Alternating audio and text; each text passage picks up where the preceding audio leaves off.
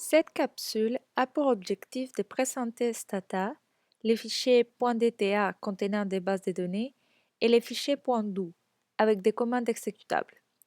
Stata est un logiciel pour le traitement et l'analyse des données assez populaire parmi les économistes. Il est disponible pour les étudiants de l'Université Laval au département d'économique au laboratoire d'informatique 2122 ou encore au centre de géostat au quatrième étage de la bibliothèque Bonenfant. Je travaille avec Stata 12, même si des versions plus récentes sont disponibles.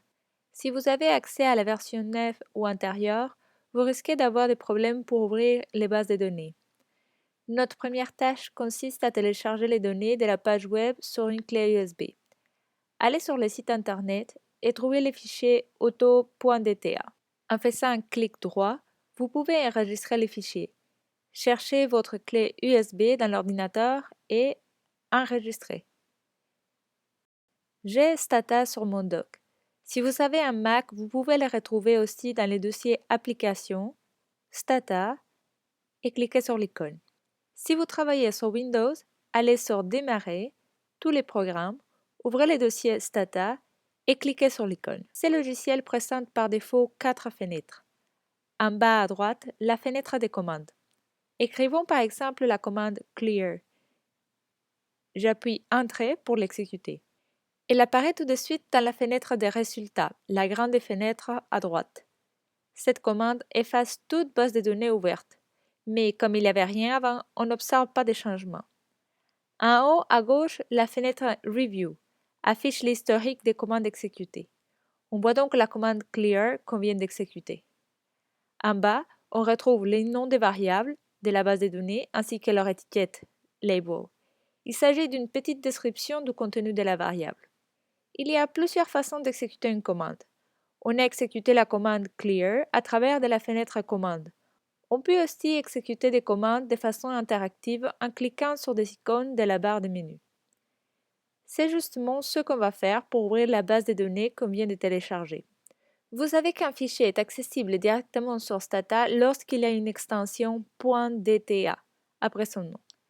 Allez sur Fichier, Ouvrir, cherchez encore une fois votre USB sur l'ordinateur et sélectionnez la base de données auto.dta.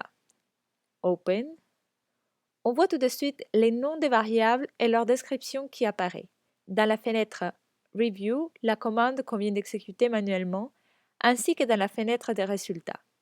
Elle s'appelle Use. Son argument, c'est les parcours et les noms de fichiers qu'on a ouverts, les tout entre guillemets. Une troisième façon d'exécuter les commandes, c'est à partir d'un fichier .do. .do. C'est des fichiers qui peuvent contenir une série de commandes Stata. Sur Mac, vous pouvez aller sur Fichier et Nouveau do file. Sur le PC avec Stata 11, vous pouvez cliquer sur l'icône en haut à droite qui s'appelle lui aussi New do file. Il est très utile de construire des fichiers do avec les commandes qui vous intéressent. De cette façon, vous pouvez sauvegarder votre travail et les reprendre plus tard sans avoir à tout recommencer. Il est utile de toujours commencer les fichiers do avec la commande clear pour effacer les informations antérieures et éviter des confusions.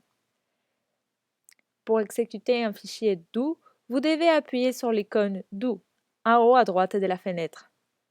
Vous pouvez observer que la commande clear a été exécutée car les variables ont été effacées.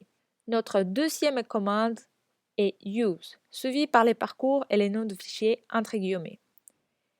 L'extension du fichier .dta indique bien que c'est une base de données Stata.